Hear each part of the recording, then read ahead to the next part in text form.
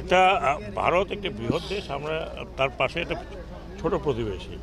এখন ভারত যদি মানে ভারত বলবো না, ভারতের মিডিয়া এটা বেশি করছে, আর কিছু কিছু পলিটিশিয়ান আছে, তাদের আগামী নির্বাচন আছে, সেগুলোর জন্য ভঙ্গম আছে। এখন তারা যদি আমাদের পায়ে পড়ে ঝগড়া করতে চায়, তাহলে আমরা তো সবসময় আর চুপ থাকবো না, আমাদের মিডিয়াও চুপ থাকবে না। এটা কি খুব ভালো লক্ষণ? ভালো লক্ষণ। প্রতিবেশী দেশের সাথে সম্পর্ক ভালো হওয়া উচিত। এখন ওনারা একজনকে পছন্দ করেন, সেই জন্য ওনার জন্য এখানে অস্থিতিশীল করতে হবে। বাংলাদেশ অস্থিতিশীল যদি না, কথার কথা যদি হয়ও, তাহলে ওনারা আরামে থাকতে পারবেন। 18 কোটি লোকের দেশ এটা।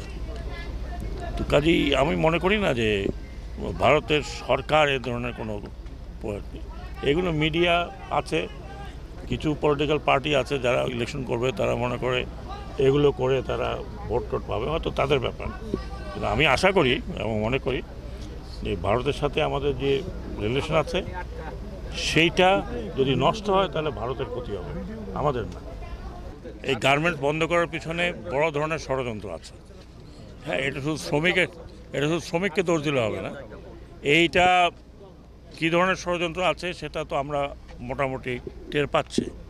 দ্বিতীয় জিনিস হলো যে আমি জানি না এতগুলো বন্ধ কিনা, যেগুলো বন্ধ আছে সেগুলোর ব্যাপারে আমরা কথা বলেছি।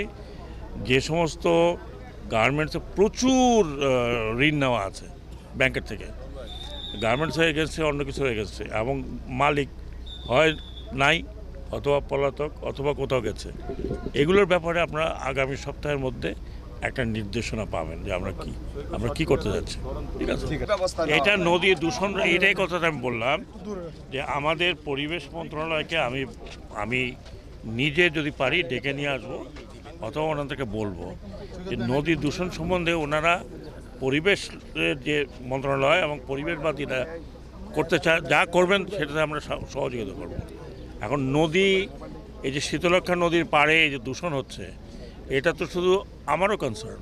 মাছ হচ্ছে না, গন্ধ বেরোচ্ছে, এই বুড়িগঙ্গার থেকে বেরোতে মানুষ নাকে কাপড় দিয়ে বের হয়।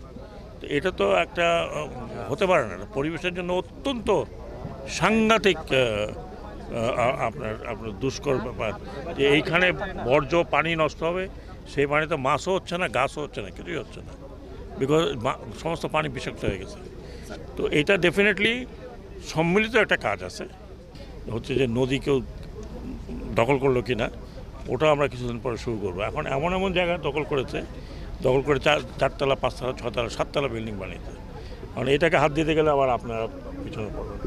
মুশকিল তো এইখানে যে আমরা আমাদের ন্যায্য কাজগুলো করতে গেলেও অনেক সময় বাধা আসে। সেই বাধাগুলো পাবলিকের থেকে আসে, আবার আপনারা সেটা পাবলিকের সাথে তুলে ধরেন, তখন আমাদের অসুবিধা হয়। যেটা জেনুইন, সাংবাদিক হিসাবে যেটা জেনুইন করবেন, আমি সেটি যাবো।